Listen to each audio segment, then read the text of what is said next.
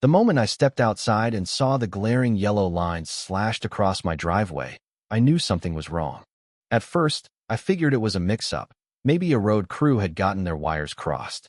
But then I followed the lines to a freshly installed sign at the edge of my property, and my stomach churned. Community parking, HOA approved.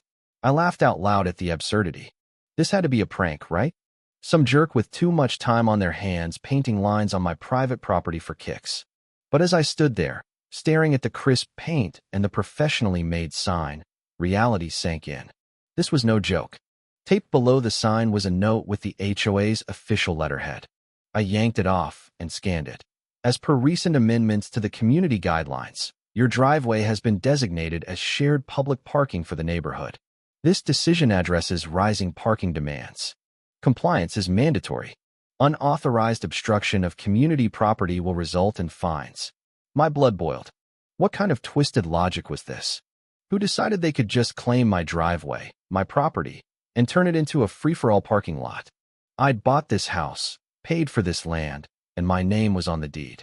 Yet, according to this flimsy piece of paper, I had no say in whether strangers could park on my own damn driveway. I stormed back inside, snatched my phone, and dialed the HOA's number. The robotic voice of their answering system nearly made me hurl the device across the room. Thank you for calling the Pinewood Homeowners Association. Your call is important to us. Please listen carefully as our menu options have changed. I mashed the keypad, navigating the labyrinth of useless prompts until I finally got a human. HOA office, this is Sarah speaking. How may I assist you? I gritted my teeth. You can start by explaining why my driveway is suddenly public property without my consent. A brief pause, a faint click, and then a new voice oozed through the line, smug, dripping with condescension. Ah, Mr. Carter, I was wondering when you'd call. This is Linda Grayson, HOA president. I assume you've seen the updates to your property? My grip tightened. Updates? You mean stealing my driveway and pretending it's legal? I could practically hear her smirk. It's not stealing, Mr. Carter. It's a community decision. The board voted unanimously. We needed more parking, and your driveway's location made it the perfect choice. I let out a bitter laugh. So you all huddled up in secret and decided my property's fair game? That's not how this works. Linda sighed, theatrical and patronizing. The Homeowners Association has the right to allocate community resources as needed. It's about maintaining a balanced neighborhood. I nearly crushed the phone. My driveway isn't a community resource, it's mine. She chuckled, a sound that made my skin crawl. Not anymore, Mr. Carter. I suggest you adapt. Towing vehicles from a designated community parking zone will result in violations, and fines will stack up daily if you resist. I was too furious to respond. Before I could get a word in, she added, syrupy sweet. Oh, and don't bother asking. The decision's final. No appeals. Have a great day. The call cut off with a sharp beep. I stood there, phone in hand, my mind reeling at the sheer gall of it all. This wasn't over. If they wanted a fight, they'd get one. Less than an hour later, the first car rolled in, a white sedan, the driver stepping out like he owned the place. It was some guy from a few streets over, hauling grocery bags, who gave me a casual nod. Hey, man, thanks for letting us use the spot. HOA made a solid call. I stared, fists clenched, pulse hammering. This couldn't be real. I wasn't about to let my home turn into a parking free-for-all. Without a second thought, I grabbed my phone again and called a local towing company. Yeah, I need a car removed from my private property, I said. The dispatcher took my address, then hesitated. Wait, you said private property? You sure it's not a public zone? My jaw tightened. It's my driveway. As private as it gets. Another pause. Sir, we've been told by the HOA not to tow from that address.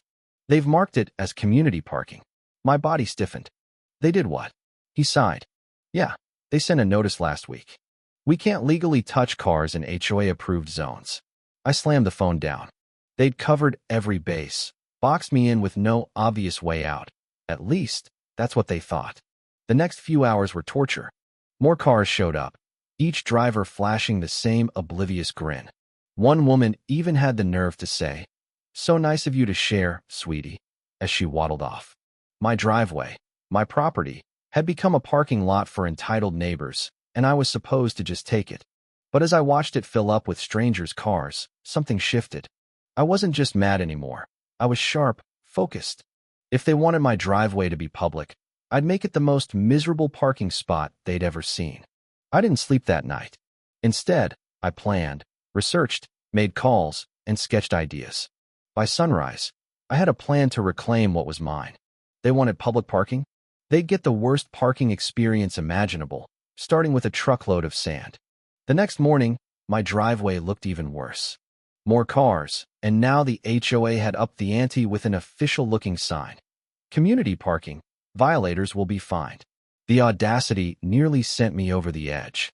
My own property, branded like I had no claim to it. Then I noticed one car had blocked my garage. I couldn't even get my truck out. My temples throbbed as I marched over, ready to confront someone, but no one was around. Just a line of cars from people treating my space like a public perk. I called the HOA again, barely holding it together. After the usual robotic gauntlet, I got through. Pinewood HOA, this is Sarah. How may I help you? I forced my voice steady. Yeah, Sarah, this is Mr. Carter. I need Linda Grayson. Now, a long pause, then her chipper tone. I'm sorry, Mrs. Grayson's in a meeting. Can I take a message? I let out a dry laugh. Sure. Tell her if my driveway isn't cleared in an hour, I'm pressing trespassing charges. She faltered. Sir, per the recent guidelines, your driveway's community property now. There's nothing Mrs. Grayson can do. My knuckles cracked as I clenched my fist. Nothing she can do? This is my property, not yours. Her voice stayed cloyingly sweet. I understand your frustration, sir, but the board's decision is final. You should have attended the meeting if you had concerns. I hung up before I lost it completely. Reasoning with them was pointless. They'd already decided my property was theirs to command. Word spread among the neighbors. Some sympathized, shaking their heads at the absurdity. Others backed the HOA, like the guy who told me I was selfish for not sharing when parking was so scarce. Later that day, an official HOA notice arrived, stamped and menacing. I tore it open. They'd fine me $500 for obstructing community resources. My crime? Calling a tow truck without their approval. I laughed darkly. $500 for trying to clear an illegally parked car from my own driveway. They were testing me, seeing how far they could push before I caved. They'd underestimated me. I wasn't some pushover who'd roll over and take it. That afternoon, I dug into property laws, scouring everything I could find on HOAs and their limits. What I found fueled my anger and my resolve. My deed clearly marked my driveway as private property. The HOA could enforce rules, but they couldn't strip me of my rights. That sparked an idea. If they wanted to play dirty, I'd play smarter. I called my neighbor, an older guy named Bill who'd lived here forever and despised the HOA as much as I did. Bill, I need advice, I said. The HOA's trying to take my driveway. What are my options? He chuckled. They finally got you, huh? What did they do? I laid it all out. The sudden rule, the fines, the sign. When I finished, he whistled. Damn, they're getting bold. So what do? I asked. He sighed. Legally, they can't take your property, but they'll make your life hell if you don't comply. They've done this before. Pick on someone till they break. But if you're not giving up. I'm not, I cut in. Good, he said, laughing. Then you've got to outsmart him. They've got power, but it's got limits. I've got a plan to push him right to the edge. I listened as Bill outlined his idea, bold, risky, and wild enough to work. If the HOA insisted my driveway was public, I'd make it the most inconvenient public space they'd ever dealt with. That night, staring out at the cars clogging my driveway, this stopped being just about my property. It was about fighting their overreach. They thought they could bully me into submission. They were about to learn how wrong they were. The next morning, I woke up fired up. If they wanted my driveway as their parking lot, they'd regret it. I'd spent half the night planning. Now it was go time. I got dressed, grabbed my keys, and stepped onto my porch. My driveway was still a mess. Cars parked haphazardly, some nearly blocking the sidewalk. A few neighbors milled around, chatting like this was a mall lot. One guy leaned against his car, sipping coffee, totally unbothered by trespassing on my land. I clenched my jaw, forcing calm. Not for long. I hopped in my truck, edged out past a car too close to my garage, and drove to a landscaping supply store across town. Inside, I went straight to the counter. The board clerk barely looked up from his phone. Help you? Yeah, I said. I need a bulk order of sand. A lot. He raised an eyebrow, setting his phone down. How much? I showed him my sketch with measurements. Enough to cover my whole driveway. He whistled. That's a ton of sand. You sure? I grinned. Oh, I'm sure. We sorted the details, and I scheduled a delivery for that afternoon. Walking back to my truck, I felt a thrill I hadn't since this started. They thought I'd cave. They were dead wrong. Back home, I parked on the street, my driveway still full, and waited. A few hours later, a rumble announced the landscaping truck. A massive dump bed overflowing with sand pulled up. The driver hopped out, adjusting his cap. You want this dumped here? Right there, I said, pointing. He shrugged. Your call. The truck tilted, and a golden avalanche poured out, burying tires and setting off car alarms. Dust billowed as my driveway turned into a beach. When it stopped, I planted a sign in the middle. Private sandbox, no vehicles allowed. Chaos erupted fast. A woman stormed over, gaping at her sand-trapped car. What the hell is this? She shrieked. I crossed my arms. Just a landscaping project. No HOA rule against sandpits, right? Her face flushed as she dialed her phone. I'm calling the HOA. I grinned. Go for it. Within 20 minutes, Linda Grayson arrived, looking like she'd bitten into a lemon. She marched up my walkway, heels sinking into the sand. Mr. Carter, what is this? I smiled. A sandpit. Nice community edition, don't you think? She stared, incredulous. Remove it. Now. Why? I shrugged. It's my property. Her nostrils flared. Your driveway's community parking. This is a violation. I pulled out my phone, showing the HOA rules. Actually, nothing bans landscaping changes. My driveway's still accessible, just sandy. Her face darkened as she realized she couldn't argue back. She whipped out her phone, making calls, probably plotting her next move. A suited guy, likely a board member, showed up, whispering to her before turning to me. The HOA will issue a violation for obstructing community property. I smiled. On what grounds? He faltered. You can't just dump sand in a parking zone. You mean my driveway? The one I own. Linda's fists clenched. This isn't over, Mr. Carter. Oh, I know, I said as she stomped off, barking into her phone. I leaned on my railing, watching them go. They'd underestimated me. I wasn't backing down.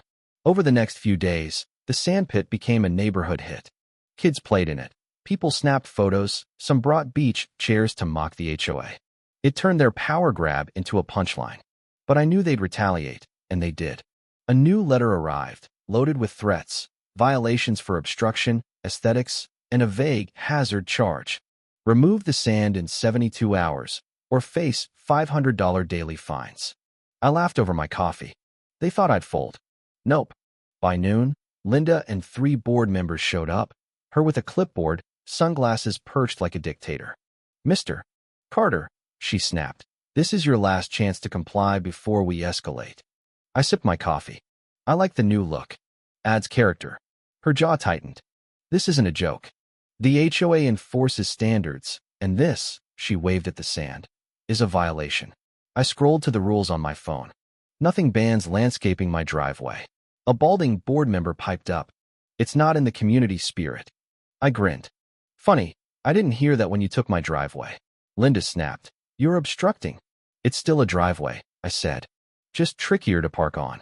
Maybe they should use their own. Her face reddened. We'll see how you like legal action. Go ahead, I said. I've talked to a lawyer. Fine me for no reason, and I'll sue for harassment and property seizure. They hesitated. Linda huffed. This isn't over, and stormed off. I'd won this round, but the war was just starting.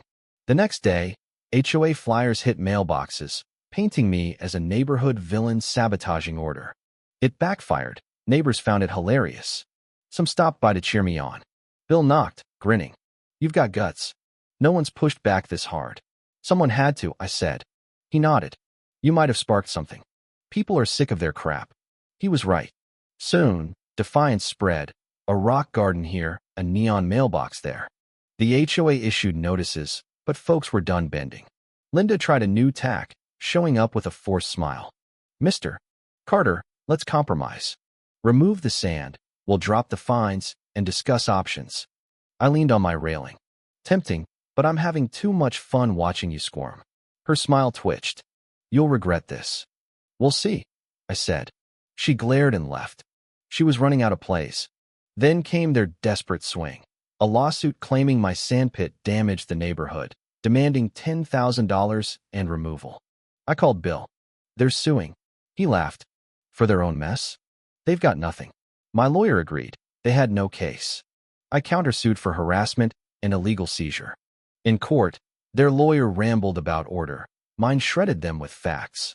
No rule banned my sand. My deed proved ownership, and their fines were baseless. The judge ruled for me, tossing their suit and ordering them to pay damages. The neighborhood erupted. Karen was ousted as president, the parking rule repealed. I cleared the sand, built a garage, and won. All it took was a truckload of sand to topple their tyranny.